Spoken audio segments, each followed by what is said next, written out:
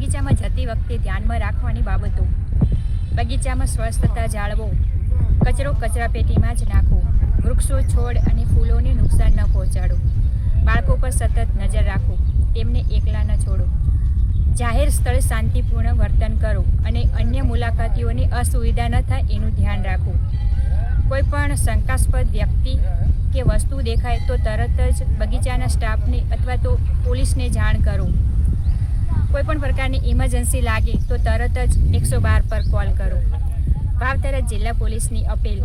બગીચો સૌનો છે. સુરક્ષા, શાંતિ અને સ્વચ્છતા જાળવવી એ આપણા સૌની જવાબદારી છે. જય હિન્દ.